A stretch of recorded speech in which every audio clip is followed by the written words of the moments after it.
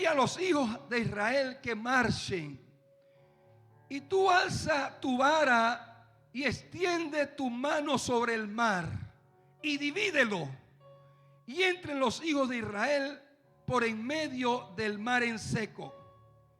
Y he aquí, yo endureceré el corazón de los egipcios para que los sigan, y yo me glorificaré en Faraón y en todo su ejército, en sus carros y en su caballería.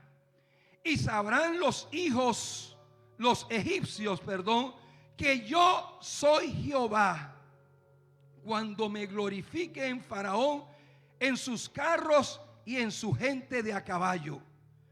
Y el ángel de Dios que iba delante del campamento de Israel se apartó e iba en pos de ellos. Y asimismo la columna de nube que iba delante de ellos se apartó y se puso a sus espaldas. E iba entre el campamento de los egipcios y el campamento de Israel, y era nube y tinieblas para aquellos, y alumbraba a Israel de noche, y en toda aquella noche nunca se acercaron los unos a los otros. Y extendió Moisés su mano sobre el mar, e hizo Jehová que el mar se retirase por encima, por el recio viento oriental, toda aquella noche, y volvió el mar en seco, y las aguas quedaron divididas. Entonces los hijos de Israel entraron de en medio del mar en seco, teniendo las aguas como muro, y a su derecha y a su izquierda. Y siguiéndolos los egipcios, entraron tras ellos hasta la mitad del mar, toda la caballería de Faraón, sus carros y su gente de a caballo.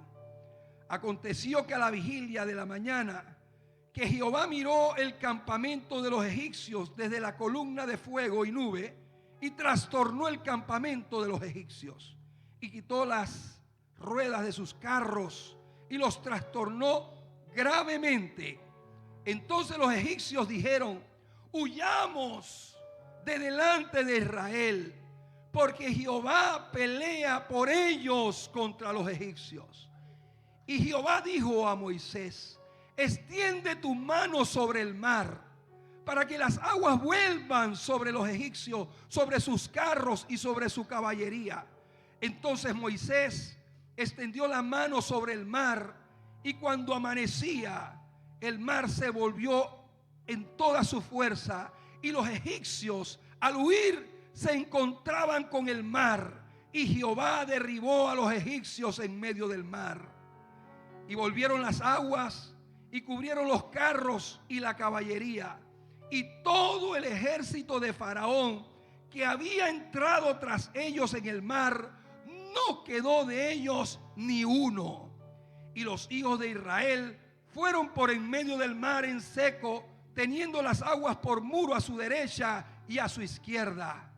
Así salvó Jehová aquel día a Israel de mano de los egipcios. E Israel vio a los egipcios muertos a la orilla del mar. Y vio Israel aquel grande hecho que Jehová ejecutó contra los egipcios. Y el pueblo temió a Jehová, y creyeron a Jehová y a Moisés su siervo. Padre, tu palabra será predicada en esta mañana, y sabemos que es tu Espíritu Santo que ya ha empezado a hacer la obra en cada uno de los corazones que estamos aquí. Padre, nos presentamos delante de ti y sabemos que confiamos en ti, y sabemos que ya tú has hecho la obra. Bendice tu palabra y bendice a tu pueblo en el nombre de Jesús. Amén. Muy bien, hermanos. Todos ya conocemos la historia del pueblo de Israel. Sabemos esos 430 años que pasaron en aflicción en el desierto. Quizás bastante parecido a veces a circunstancias que nosotros pasamos. Pero todos conocieron que esos cananeos, esos heteos, esos amorreos, esos jebuseos, todas esas cosas que hacían con el pueblo de Israel. Pero todo todo tiene su tiempo, todo llega a un momento. Y nosotros conocemos cuando Dios en el capítulo 3 le dice a Moisés: ven por tanto ahora y te enviaré a Faraón para que saques de Egipto a mi pueblo, los hijos de Israel. Entonces Moisés respondió: ¿quién soy yo para que vaya a Faraón? Y eso nos pasa muchas veces a nosotros. Dios nos está llamando, Dios nos da una misión, Dios nos dice algo, pero de repente no sé si es la baja autoestima o las circunstancias que hemos vivido en la vida. No sé el caso de Moisés cuál era, si porque él venía de ser un exconvicto, ya que había asesinado a alguien y había estado tanto tiempo en el desierto. Pero vemos ahí el temor que muchas veces nos limita. Y dice que el Señor le respondió: ve porque yo estaré contigo.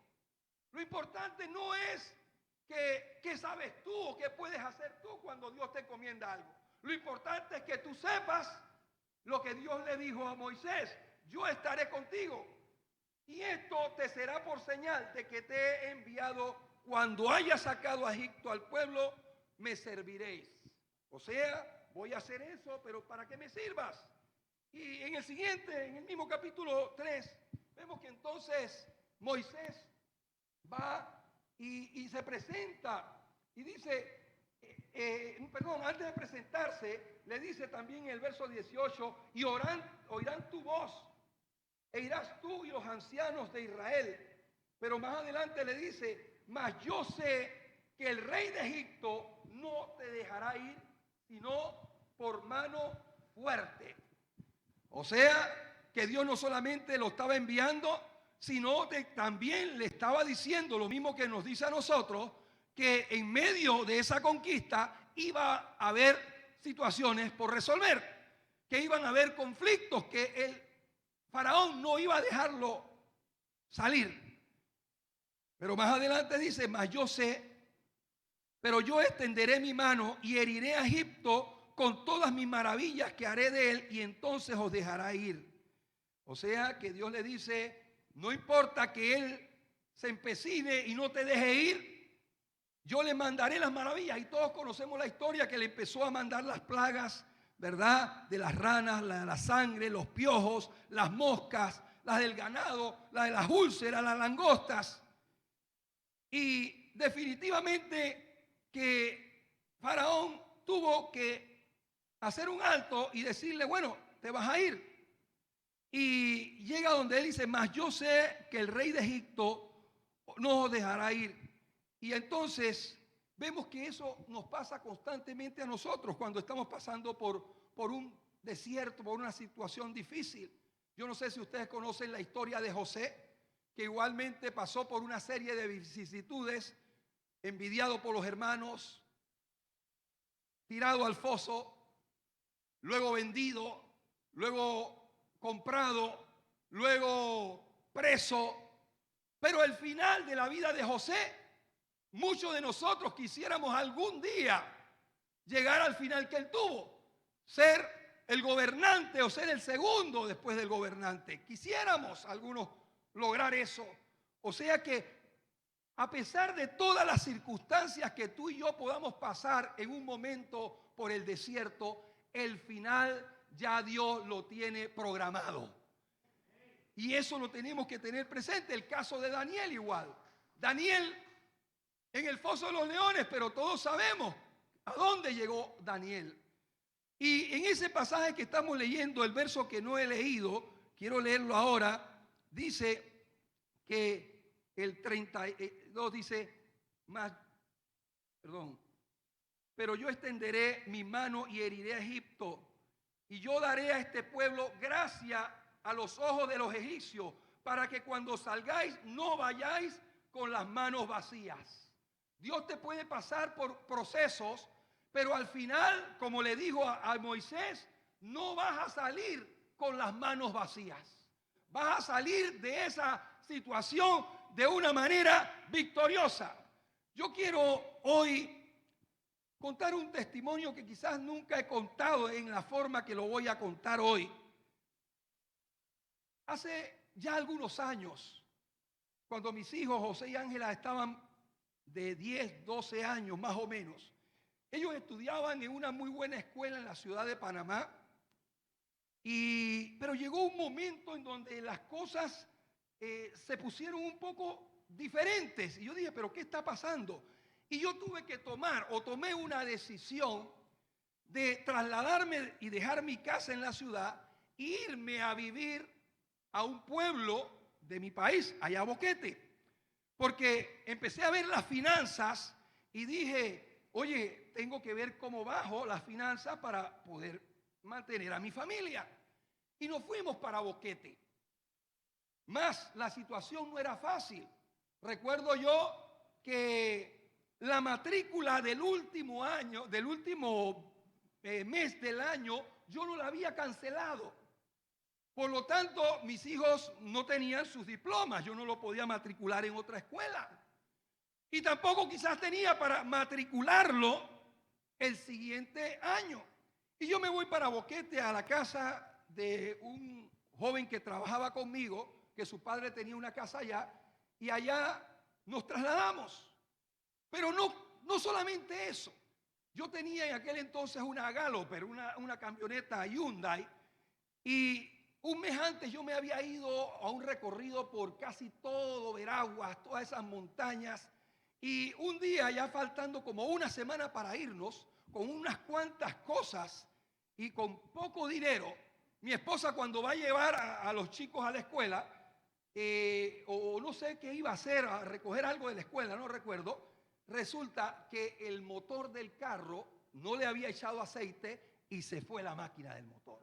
Por lo tanto, que ya no me iba con pocas cosas y con poco dinero, sino que ahora me tenía que ir a pie. No iba a tener la herramienta de trabajo. Y mire, y las cosas se complicaron. ¿Y por qué yo cuento esto? Porque muchas veces yo vengo a predicar aquí y ustedes me escuchan hablar de fe, de milagro y de que Dios es un Dios de victoria. Pero hermano, quizás no sabemos las vicisitudes y los problemas que muchas veces hemos pasado. Y cuando predicamos de esto es porque hemos conocido a ese Dios de victoria.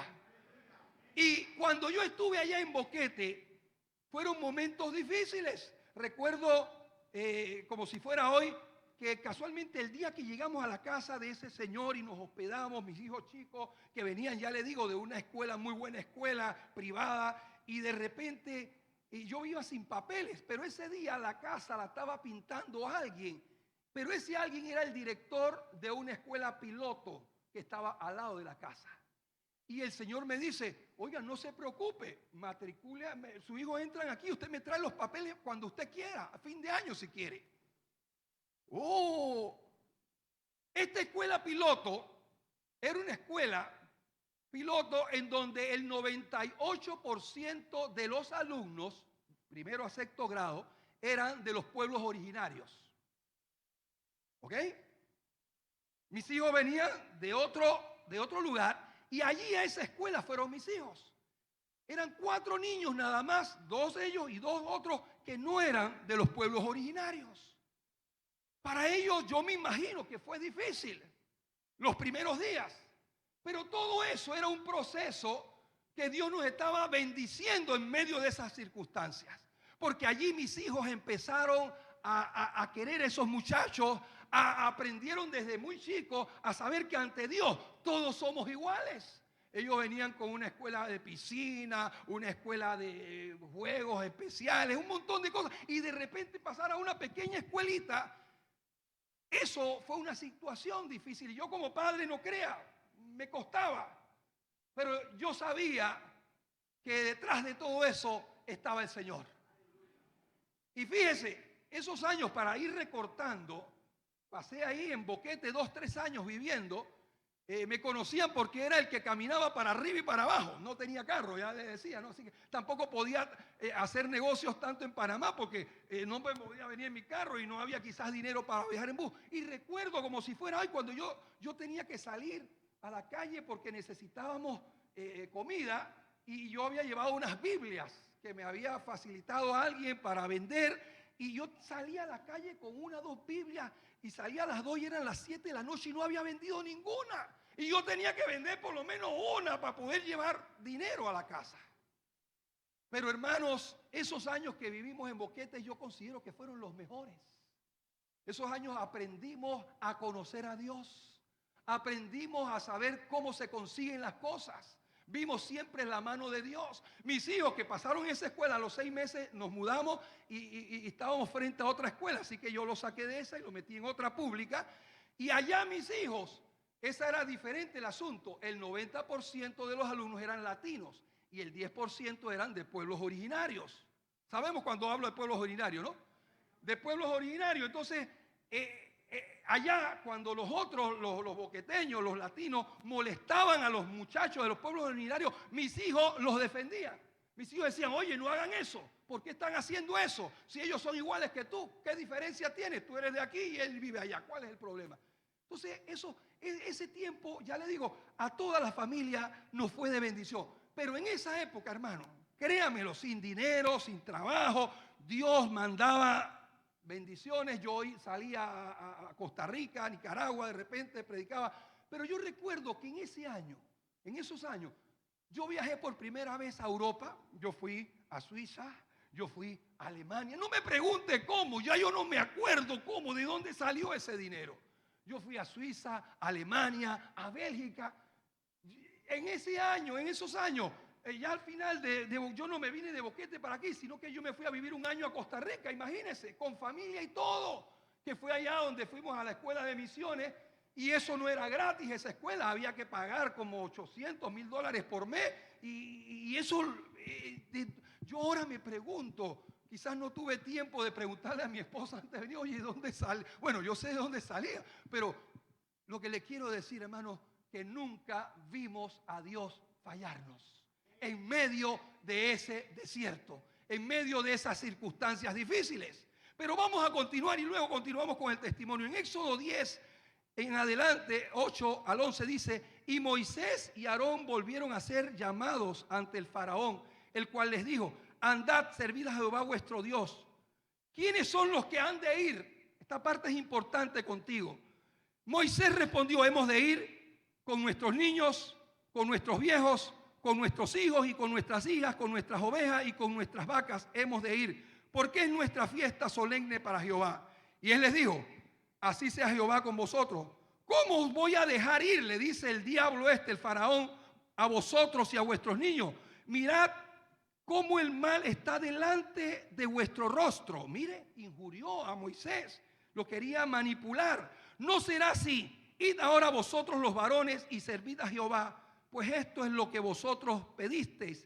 Y los echaron de la presencia de Faraón. Hermano, la gente no me quiere creer que aquí este libro hay de todo. Aquí está una de las primeras negociaciones. Cuando el Faraón quiere manipular a Moisés y decirle que deje a su familia.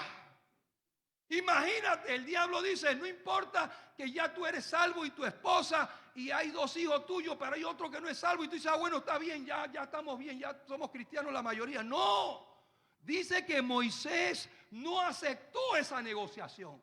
Él dijo, no, mi familia no se queda aquí. Y bueno, ya ustedes saben también la historia, le siguen mandando los premios o las plagas. Y definitivamente luego vuelve y llama a Moisés. Y ahora cuando lo llama dice, mire ahora, esta es la parte que más me agrada de aquí. Y con esto el testimonio quiero terminarlo aquí. Entonces Faraón hizo llamar a Moisés y dijo, id y servid a Jehová, solamente queden vuestras ovejas y vuestras vacas. Vayan también vuestros niños con vosotros. Y Moisés respondió, tú también nos darás sacrificios y holocaustos que sacrifiquemos para Jehová nuestro Dios.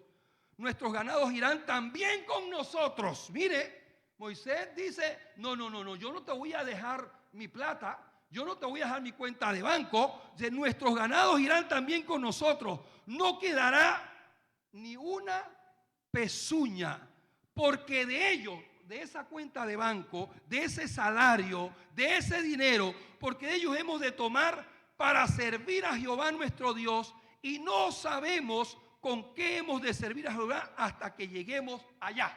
Esto es tremendo, hermano. ¿Y por qué me gusta tanto? ¿Sabe por qué? Porque Luego cuando yo estoy en Costa Rica y viviendo con las uñas, yo recibo de Panamá de un hebreo que había sido cliente mío, pero había ido a darle unos cursos, un mes, 2 meses solamente, y me llama el señor Lalo y me dice, oye Eduardo, estamos acá reunidos y necesito que te vengas a trabajar con nosotros, tiempo completo, para que ustedes vean cómo el enemigo, yo estoy en las cosas de Dios, y es ahí donde tú tienes que saber negociar.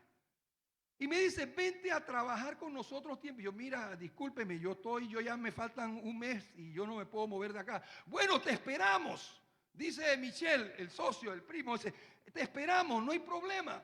Sí, pero yo no voy a trabajar con ustedes, no puedo trabajar con ustedes. Yo podría irlos a ayudar porque los aprecio por 3 meses. Imagínense, sin plata, me están ofreciendo arriba de $2,500 y yo le estoy diciendo, nada más puedo, cuando llegue a Panamá, yo voy a hacer un trabajo, yo puedo estar con ustedes 3 meses solamente. Y además de eso no puedo estar tiempo completo con ustedes porque yo voy a hacer un trabajo y yo no puedo. Bueno, los señores aceptaron, yo vine a Panamá, yo recuerdo que dejé a mi familia en Boquete, no tenía ni ropa casi, no tenía carro, el primer día me daba pena llegar, la ropa ya bastante gastada. Tuve que contratar un taxi que me recogiera todos los días porque tenía que visitar las sucursales, recuerdo, y a crédito porque no le podía pagar y a fin de mes le tuve que pagar los $500 que le debía al hombre del taxi. Todas esas circunstancias. Y a los 2 meses me empezaron a pagar los $2,500, pero a los 2 meses un gerente de una de las tiendas me dice, oye, mi cuñado te necesita en una cadena de restaurantes que él tiene y bueno, y voy donde el cuñado. Y me dice, bueno, ¿cuánto? Y bueno, 2,500 también. Y yo recibía $5,000 en ese entonces, hermano. Pero yo le voy a decir algo, que ni la pezuña para el faraón.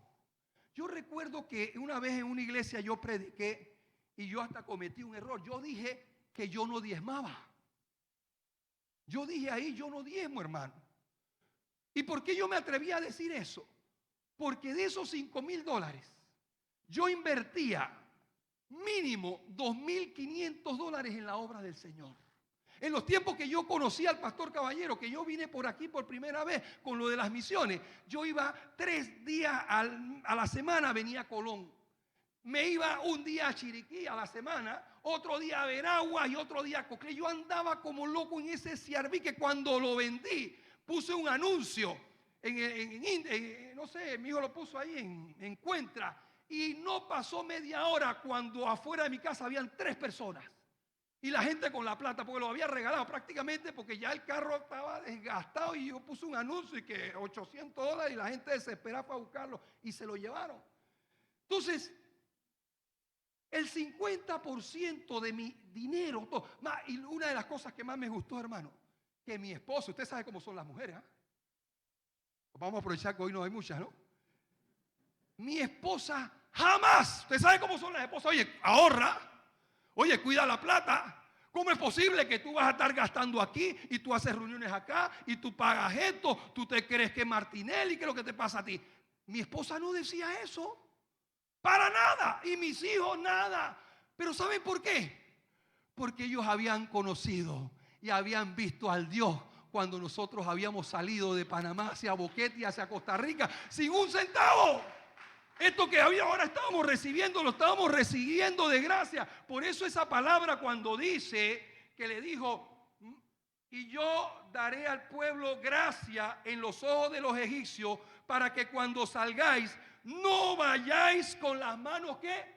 Vacías. Hermano, Dios cumple su promesa.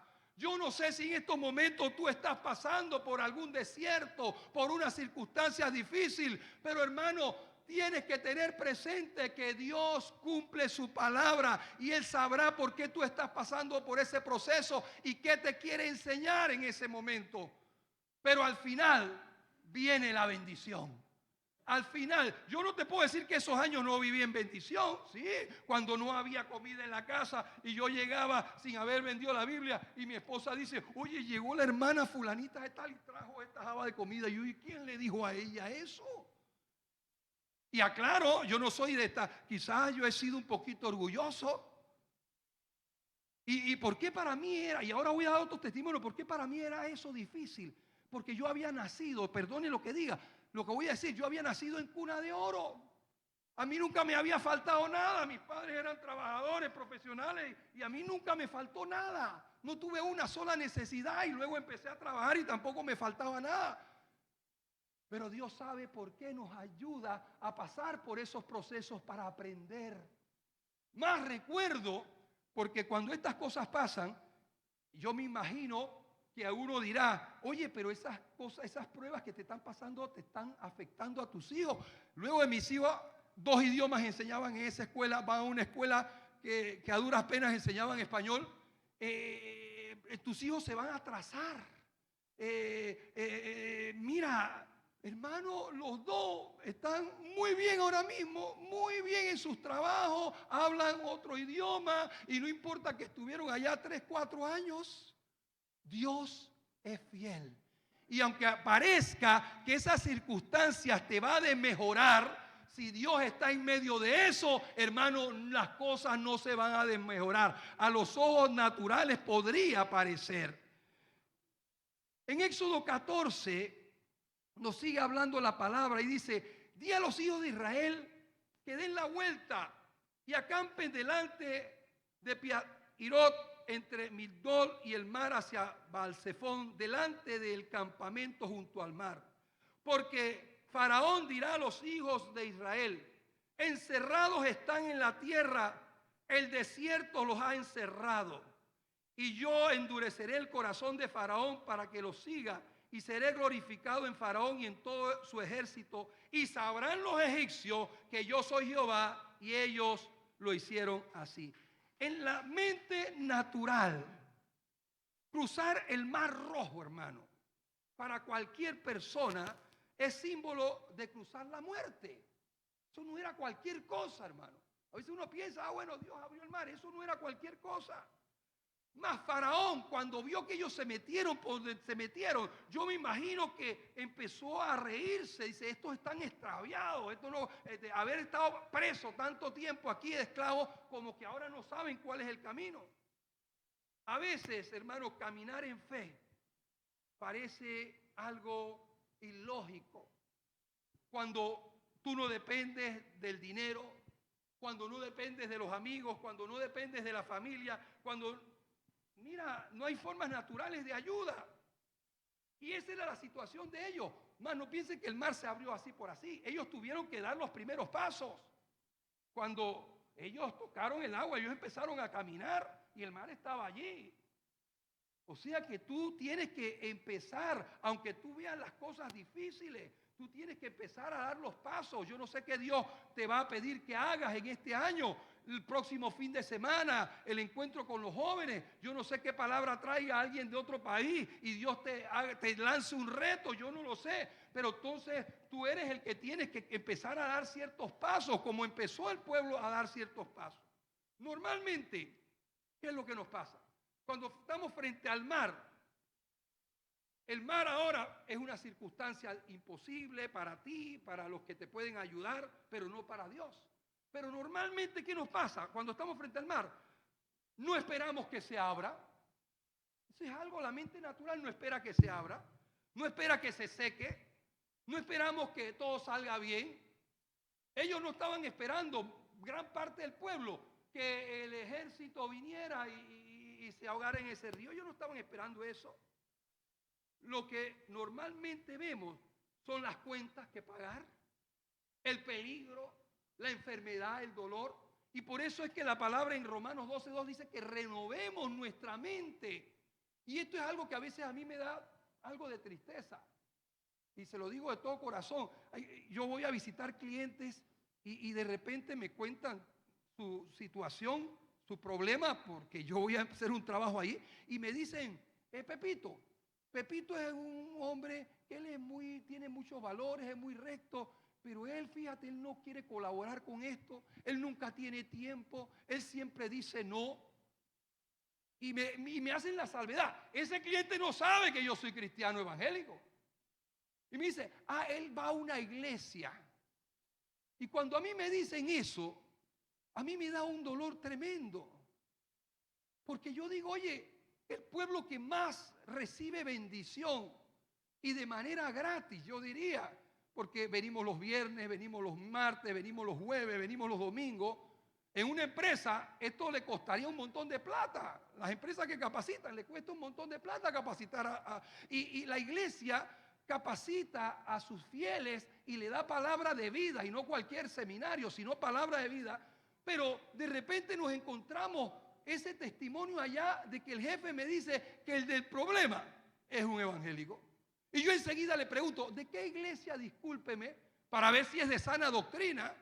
Y si me dice que es de una de nuestras iglesias, para ahí agarrar a ese hermano y sacudirlo y decirle, oye, no puede ser posible que aquí hay 50 personas y en vez de tú ser luz, está haciendo mal testimonio para aquí, no puede ser. Ah, no, es que yo tengo muchos compromisos. Sí, pero el jefe te está pidiendo uno. Tú trabajas aquí, tú tienes que tener ánimo pronto. Tú tienes que ser como José, como Daniel, para que Dios te ponga en alto. Entonces, perdone que me fui por otro lado. Entonces, cuando nosotros estamos frente al mar, no es fácil. Caminar en el fondo del mar con agua a la izquierda y agua a la derecha no es fácil. Pero hermano, frente a las celebraciones o a las pruebas, nosotros tenemos que recordar quién nos sacó de Egipto y que Él lo ha hecho y que Él lo puede volver a hacer. ¿Por qué yo traigo a memoria este testimonio, hermano? Porque a mí me dice la Biblia que no debemos recordar las cosas pasadas ni traigamos a memoria las cosas antiguas. Ahí habla de nuestros pecados. Pero Dios sí quiere que yo vuelva a recordar los tiempos que yo vivía allá en Boquete, para que yo me recuerde que Él lo ha seguido haciendo por muchos años. Y si mañana tengo que entrar en otro desierto, ya yo sepa que no solamente Dios sabe las circunstancias, sino que ya tiene control del final. Y además tiene la última palabra. Entonces eso me sirve, es bueno que tú te recuerdes cuando David se paró frente a Goliat. ¿Por qué David se acordó?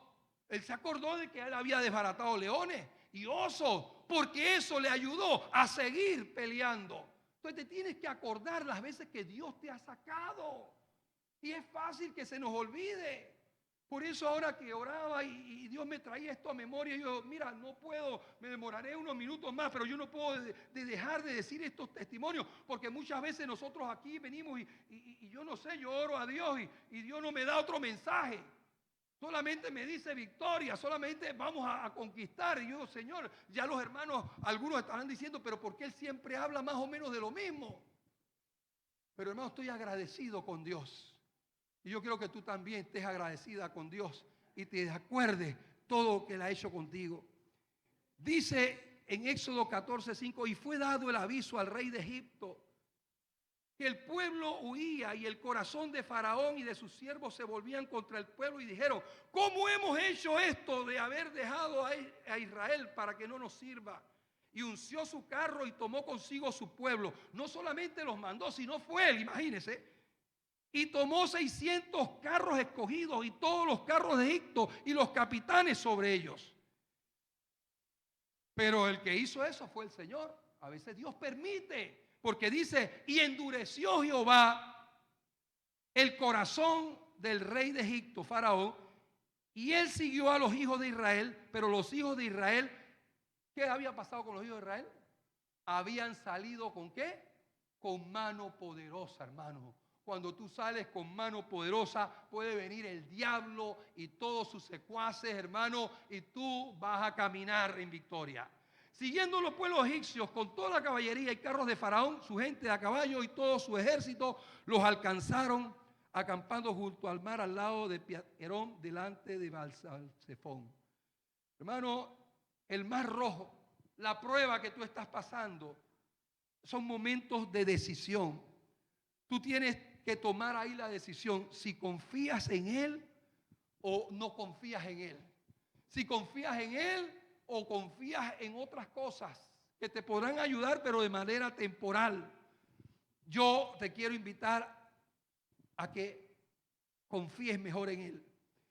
Inclusive, más adelante dice, y dijeron a Moisés, No había sepulcros en Egipto, que nos ha sacado para que muramos en el desierto. ¿Te das cuenta? Nuevamente el pueblo quejándose, a pesar de que ya habían visto la mano de Dios. Hermano, yo tengo un libro, casualmente lo dejé ahí en Boquete. Esta noche salgo para allá y voy a retirarlo. Dice, ese es un proyecto, se lo voy a enseñar al pastor, que un pastor en Estados Unidos hace muchos años creó 0 quejas. Y parece que funcionó en la iglesia. Y el proyecto tiene que ver como con unas cadenitas que uno se pone aquí. 0 quejas. Y el día que te quejas de algo, tienes que echar para atrás. Tienes que echar para atrás, vas contando y llevas 5 días. Y te quejaste una del día, te vas para atrás. Hasta que dure 6 meses y te acostumbres ¿a qué? A no quejarte.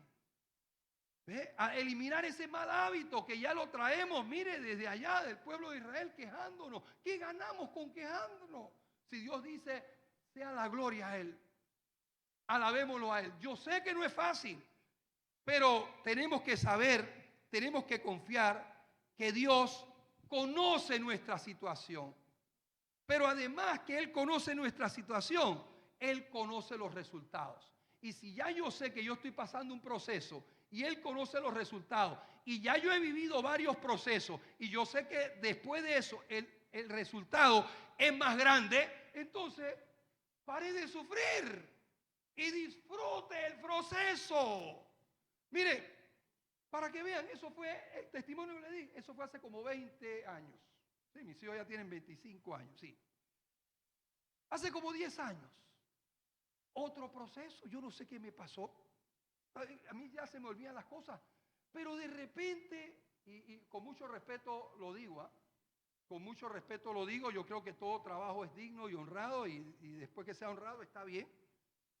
Pero me pasó algo de la noche a la mañana y yo dije, mi amor, yo no me puedo quedar aquí sentado, no tengo carro, perdí el carro, perdí esto, yo no me puedo quedar aquí. Y me fui a una empresa que se llamaba Yellow Car. Como Ezequiel la debe conocer, de unos carros amarillos allá en Panamá, de unos venezolanos. Y yo llegué y yo dije, ¿qué tengo que hacer para manejar este aparato? Eso sí, yo le puse los vidrios oscuros enseguida. Sí, la guardia me paró varias veces y me los quitó, y cuando me lo quitaba yo ponía unos cartelones negros, unas cositas ahí que compraba ahí en Avenida B, porque me daba vergüenza. ¿Cómo es posible haber estudiado? ¿Cómo es posible haber tenido esto, haber tenido lo otro? Y ahora, pero yo no podía quedarme y decir, no, pero usted sabe una cosa. ¿Sabe por qué lo tuve que dejar? Porque mi hijo ya me lo había dicho 2 veces.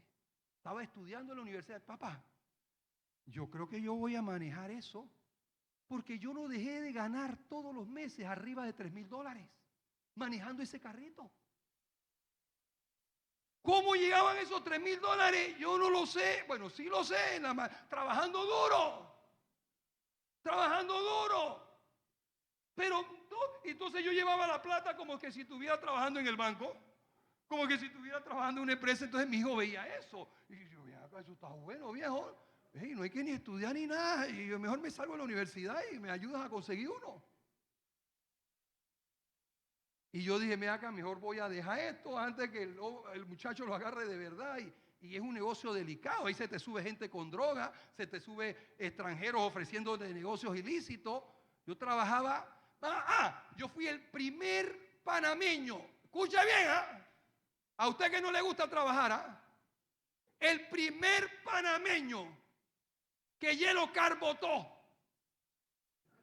Me votaron, y no por maleante. Me dice el gerente, los señores que están allá arriba, porque ellos no hablaban con uno, los venezolanos, los dueños de los 100 carros, ellos dicen que usted no maneja. ¿Y por qué? No, que usted no maneja el taxi. Usted tiene 2 palancas, uno que trabaja de noche y uno que trabaja de día.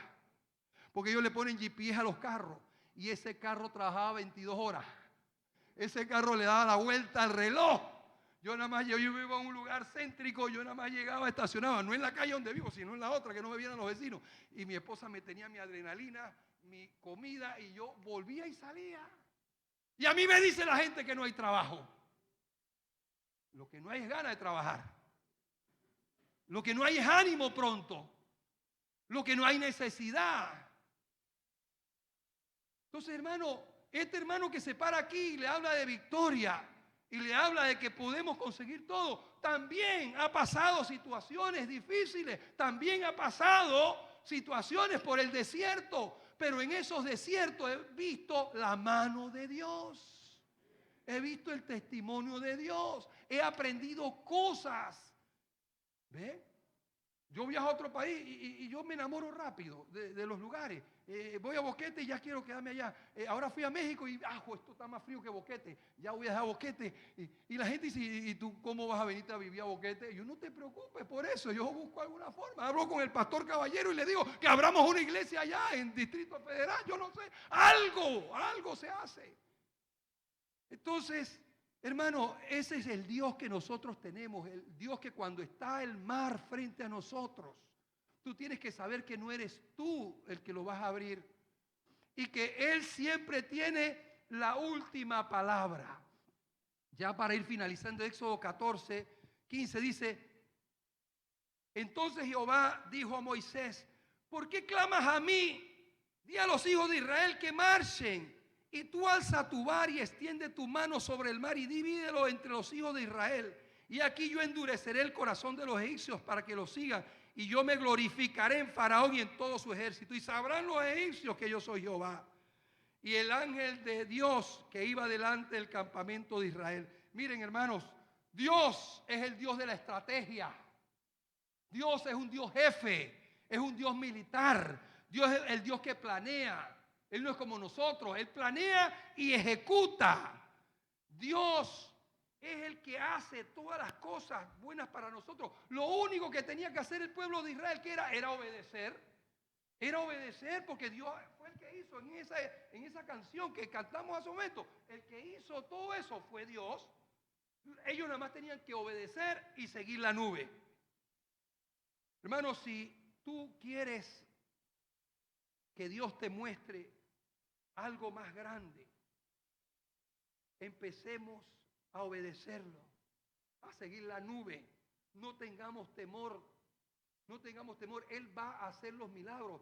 Mire, yo recuerdo que cuando yo me fui a Europa en esa vez, yo iba con un grupo de pastores de jóvenes y pastores de Costa Rica. Yo era el único colado. Yo fui a una iglesia allá y de repente me invitaron y me metí en el combo, ¿no? Y cuando todos llevaban plata, tenían 2 años de estar planeando el viaje. Y a mí me dijeron 2 semanas antes y yo iba limpio. Limpio. Lo que Dios me había suplido era...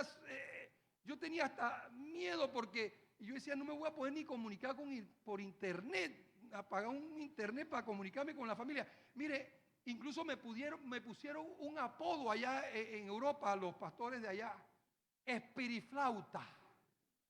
Porque dormíamos en un búnker juntos y el único que se levantaba a las 3, 4 de la mañana y arrodillado orando. Acuérdense que estaba limpio, pero ya yo sabía dónde estaba la fuente. Y el único que se arrodillaba a las 3. Y los hermanos decían, pero usted ora tanto. ¿Qué le pasa?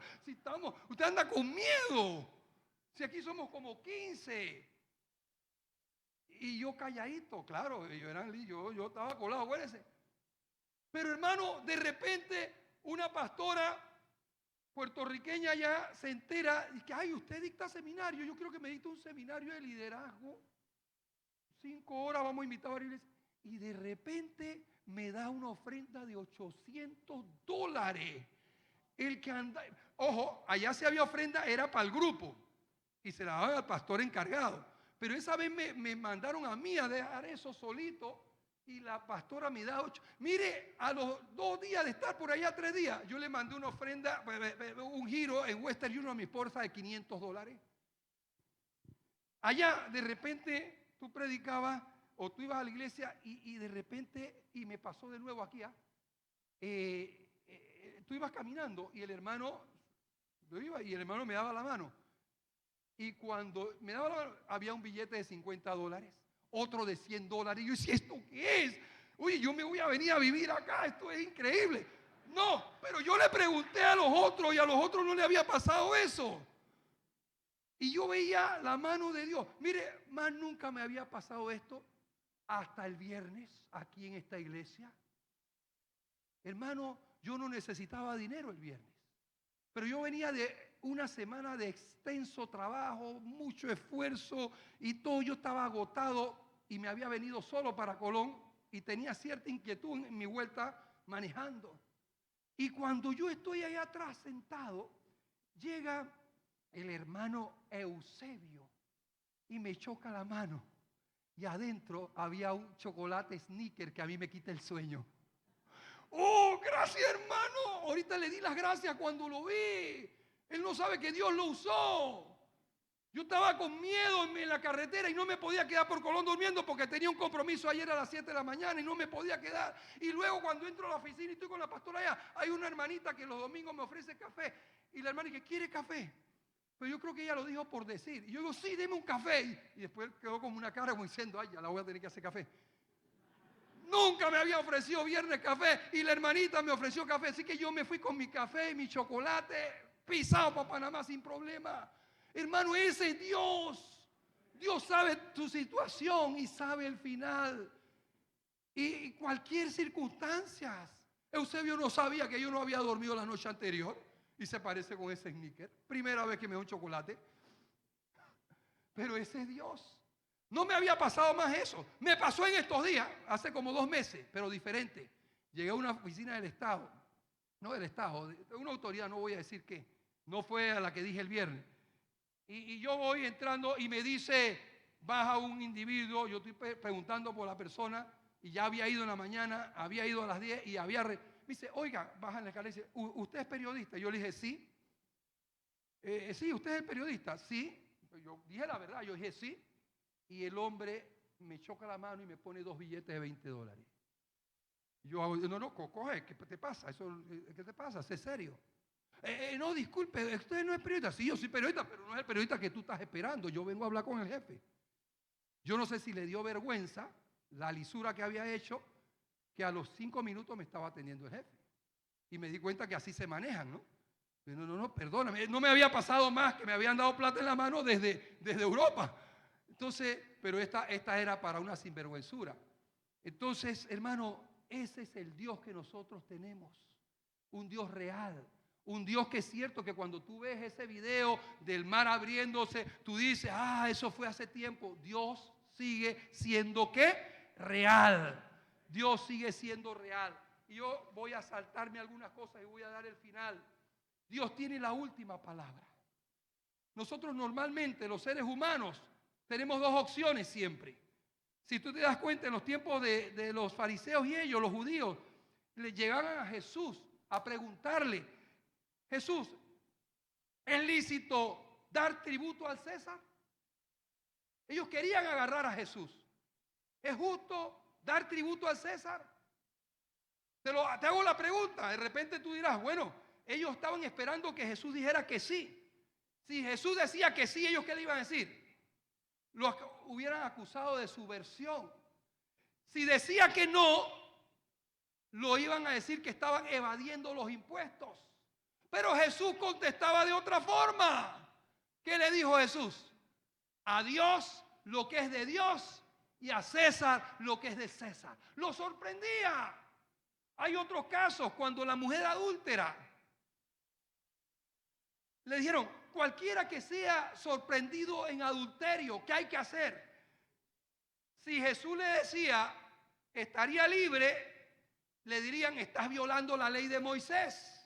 Si le decía, no, la matamos a pedradas, ¿qué le hubieran dicho? Eres un hombre sin misericordia. ¿Y qué le dijo el Señor? El que está libre de pecado, que tire la primera piedra. ¿Te das cuenta? La mente humana es limitada, pero mi Dios no es limitado. Ahí, frente al Mar Rojo, el pueblo tenía 2 opciones.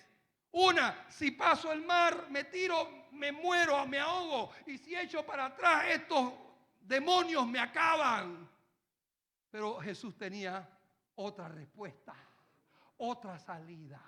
Y ese mismo Señor tiene para ti en este día otra respuesta, otra salida, para que tú y yo sigamos glorificando al Señor. Pasa acá al frente y dale gracias a Dios. Dale gracias a Dios porque Él tiene la respuesta para ti. No la que te está diciendo el médico, no la que te dice el abogado, no la que te dijo tu padre, no la que te dijo el diputado. Él tiene la respuesta precisa para ti. Y no solamente tiene la respuesta precisa para ti, sino que tiene los resultados. Y los resultados son mejores. Los resultados son buenos porque Él dice que Él solamente tiene pensamientos buenos para ti, pensamientos de paz, pensamientos de amor. Y no importa cualquier circunstancia que estemos pasando. Esa es parte de nuestra vida, hermano. Y te podría contar otro de hace 3, 4 meses también. Siempre va a haber pruebas, siempre va a haber procesos, pero Dios quiere que tú y yo vivamos en medio de esos procesos en victoria. Y como Pablo y Silas ahí en la cárcel, en el cepo, en el calabozo, dice que cantaban himnos a Dios y los presos le oían. Y allá afuera hay mucha gente presa. Hay mucha gente presa en sus delitos y pecados, en sus ataduras. Y tú y yo podemos alumbrar en medio de ese lugar, hermano. Pero los primeros que tenemos que ser ayudados somos nosotros. Como cuando tú te subes a un avión, te recomiendan que si hay un accidente en la ventana, antes de ponerle la mascarilla a tu hijo, te la pongas tú, para que luego puedas ayudar a tu hijo. Dios tiene planes para todos nosotros. Próximo fin de semana hay un evento para la juventud y para todos los que quieren ministrar. Y estamos en buen momento para nosotros ponernos esa mascarilla y poder entonces estar preparados para cuando se nos presente el mar frente a nosotros. Aleluya.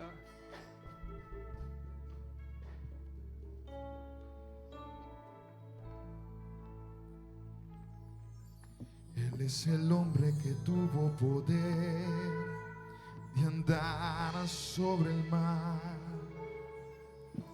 ¿Quién es el que puede hacer el mar callar? Y en el momento en que la tempestad te quiera hundir, Él viene con toda autoridad y manda calmar. Díselo. Él es el hombre que tuvo poder. Aleluya.